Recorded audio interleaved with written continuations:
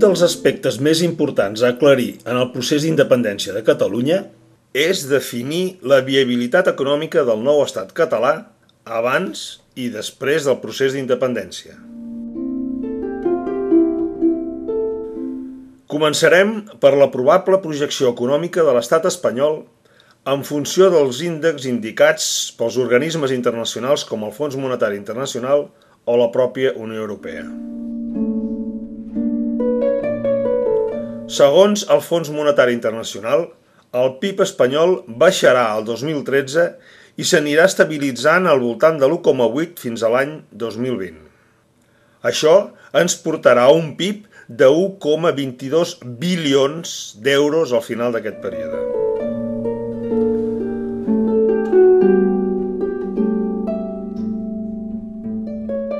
Segons fonts de la Unió Europea, el deute de l'Estat arribarà també al 100% del PIB a final del 2020, començant ja el 2013 amb un deute del voltant del 90% pel rescat bancari.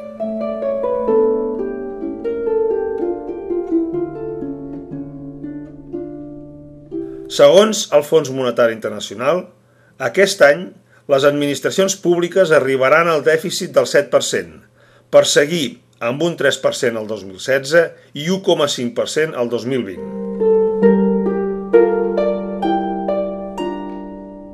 Espanya haurà d'arribar a aquests nivells a base d'ajustaments i retallades, i no hi ha cap població que aguanti una reducció entre dèficit i càrregues financeres d'uns 70.000 milions en aquest període sense afectar durament l'estat del benestar social.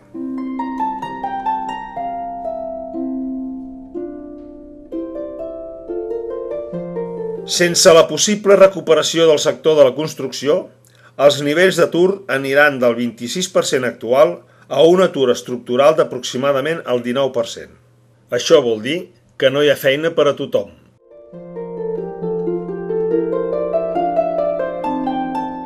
Un deute creixent de 1,22 bilions d'euros és impagable. L'elevat cost d'aquest deute produirà un empobriment general de l'Estat i una reducció duríssima de la protecció social. L'única solució que es veu a llarg termini és la quitança del deute públic per part dels acreedors financers. I això també és improbable si es vol estar dins de l'euro i de la Unió Europea.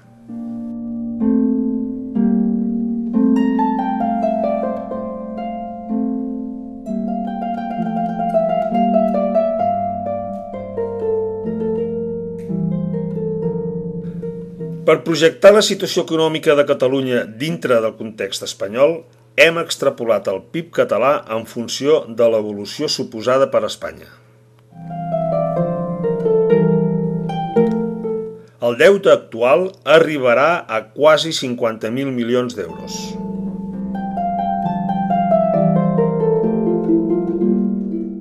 En el dèficit se suposa que partint de l'1,5 per l'any 2012 ens forçaran a arribar al 0% al 2020.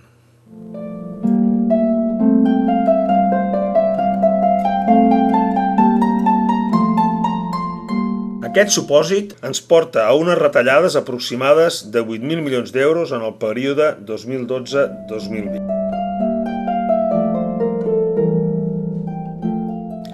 Respecte a l'atur, i seguint l'exemple d'Espanya, passarem del 23% actual a Catalunya al nivell estructural del 17%. El que ens confirma que no hi ha feina per tothom i que per millorar la situació futura serà molt difícil afrontar el pagament de les pensions si no hi ha una reforma total del sistema.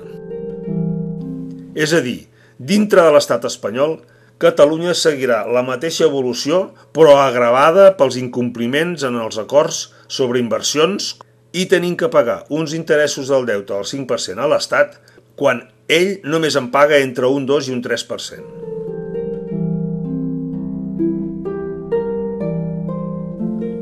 Al final, ens quedarà un deute creixent impagable i unes retallades insuportables per al sistema de protecció social.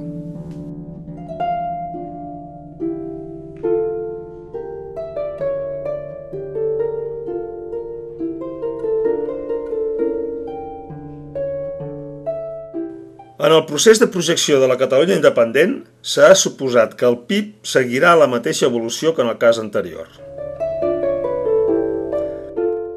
Però el deute que la nova Catalunya haurà d'absorbir de l'Estat serà del 60% del PIB i, per tant, passarà a ser de 128.000 milions, que en qualsevol cas serà un nivell d'endeutament molt millor que la mitjana europea.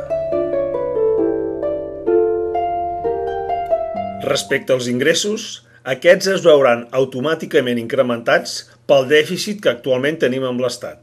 És a dir, recuperarem 16.000 milions d'euros.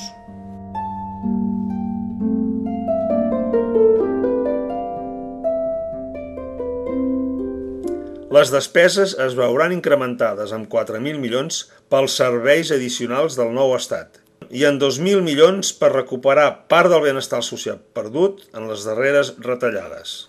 A més, s'assumirà que els interessos del nou deute pujaran 2.700 milions d'euros més.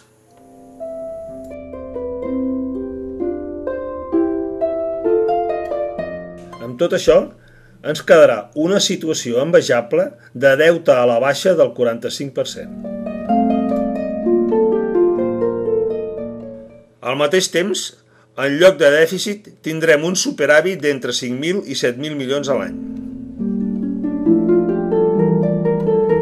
En aquesta situació, és lògic suposar que es faran les inversions en infraestructures dedicades al progrés de les nostres petites i mitjanes empreses, així com fomentar el desenvolupament de treball per poder arribar als nivells d'atur que actualment tenen a Euskadi i anar-nos acostant als europeus.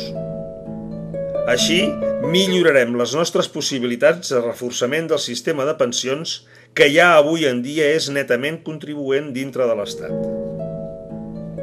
Per tant, si volem salvaguardar el nostre sistema de benestar social, haurem d'assegurar el nostre futur fora d'Espanya.